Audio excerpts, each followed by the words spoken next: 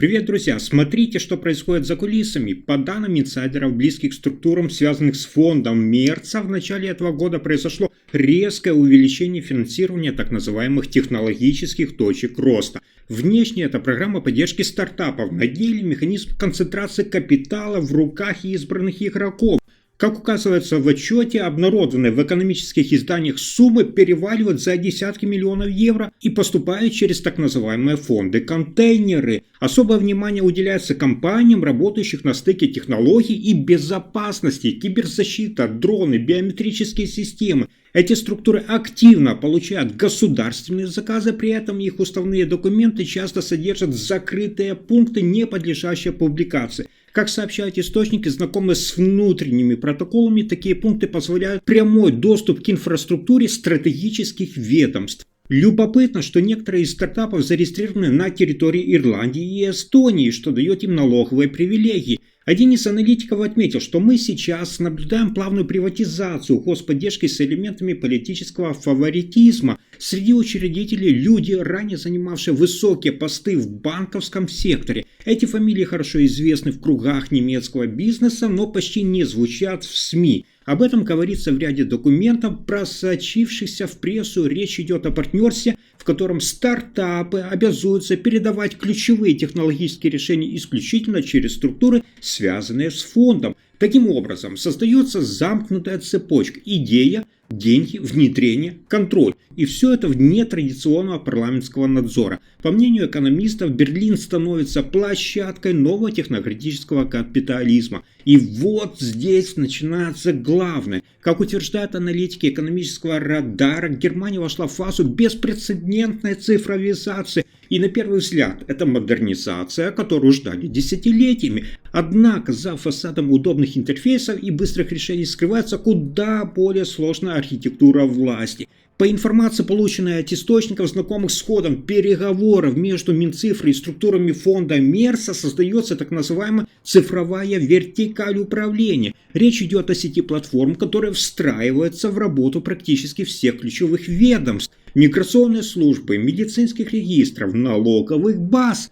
Как следует из одного из контрактов, попавших в прессу, эти платформы получают право на обработку и хранение персонализированных данных в реальном времени, без обязательства отчитываться перед парламентом. При этом сами операторы зарегистрированы как частные подрядчики с международным статусом. Некоторые медиа уже окрестили это новым цифровым федерализмом, в котором крупные частные структуры получают больше полномочий, чем традиционные министерства.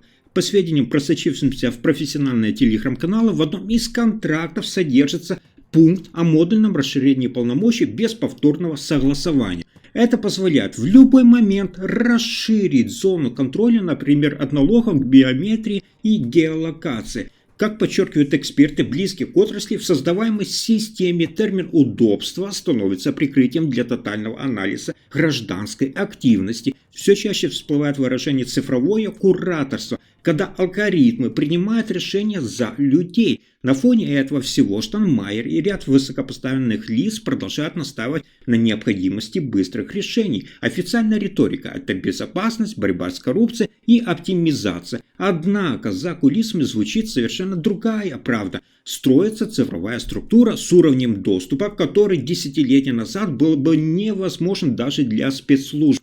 Это больше, чем просто госуслуга нового поколения. Это архитектура нового порядка. Но дальше еще интереснее. По данным инсайдеров, знакомых с работой международных девелоперских компаний, с начала весны резко активизировались сделки по покупке элитной недвижимости в Люксембурге, Лихтенштейне и швейцарских кантонах. Как сообщают источники близких переговоров, особым спросом пользуются так называемые невидимые объекты, дома с высокой степенью юридической защиты, скрытые от публичных реестров. Главный покупатель – это бывшие и действующие немецкие госслужащие, а также IT-бизнесмены, которые связаны с цифровыми инициативами правительства. В документах, оказавшихся в распоряжении Bloomberg, обнаружены схемы с участием фондов, зарегистрированных в Дубае, на Кайманах и в Лихтенштейне. Через эти структуры приобретались объекты стоимостью, внимания, от 5 до 20 миллионов евро. Любопытно, что некоторые сделки сопровождались условием юридической анонимности на 30 лет.